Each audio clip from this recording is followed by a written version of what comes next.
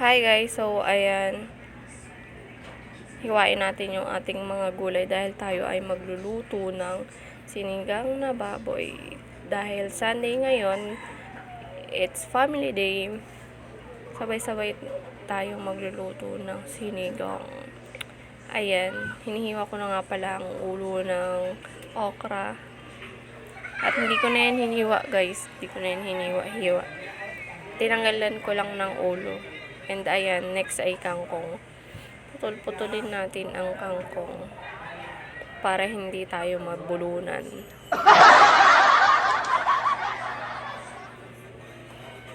By the way guys, huwag nyo na lang pansinin yung batang nandyan. Huy, may ano pa, sunrocks. Hindi ihahalo. Huy. And yan, next ay sitaw para hindi agad bumitaw. Chor! Syempre, ano yan? Sitaw. Hatiin natin. Hindi naman pwedeng ihahalo natin ng buo, diba? Ayan, hiniwa-hiwa ko na ng sabay para madali. Kasi anong oras na rin ako nagising yun. Ay, for the go.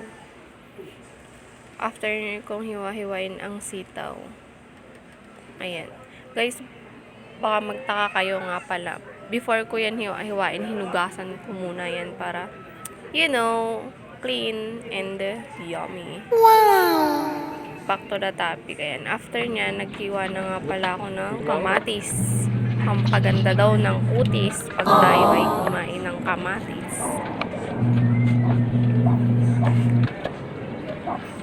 Nasa inyo naman yan kung anong hiwa ang gusto nyo. Pero sa akin ganyan.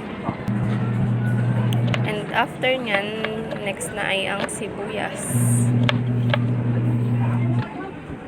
Sibuyas na palagi tayong pinapaiyak ng walang dahilan. And ayan, nabalatan ko na nga pala yung gabi. And hiwa-hiwain na lang natin. And kumuha nga pala ako ng 2 pirasong talong. Okay na yan, hindi naman kasi sila mahilig sa gulay. Ako lang naman ang uubos niya. Hala.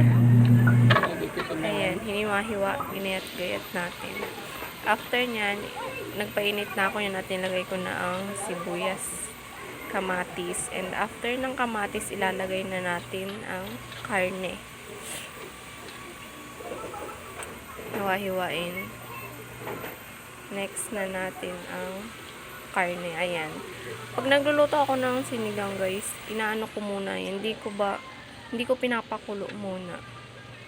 Ginigisa ko muna kasi masarap magmimix yung ano nila, yung lasa. Ayan. Halo-haloin natin.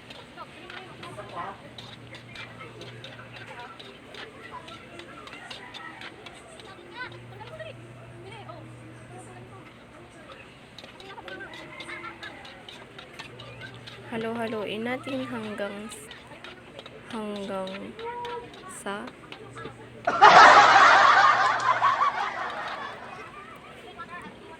makuha natin ang texture. And ayan, tinakpan ko para lumabas ang malamang. Lumabas ang ng baboy. Ay.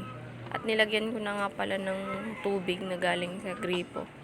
Uy. At yan, papakuluan na natin.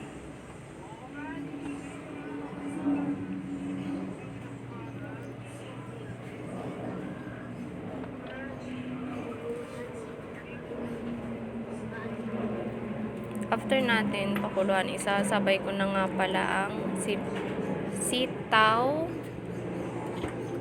Malamang matagal yan ipalambutin. Isasabay natin sa meat yung yan. After nyan, pagkakulo, ilalagay na natin ang anyway, wait lang. Tanggalin muna pala natin ng excess ng karne. Syempre, para hindi natin malasahan. Halu-haluin malamang. After nyan, yan, lagyan na natin yung sinigang para mas maasim. Kaya nga tinawag na sinigang, 'di ba? Para maasim. Huy, hindi magagalit. Ay, go. And nilagay ko na nga pala dyan yung talong.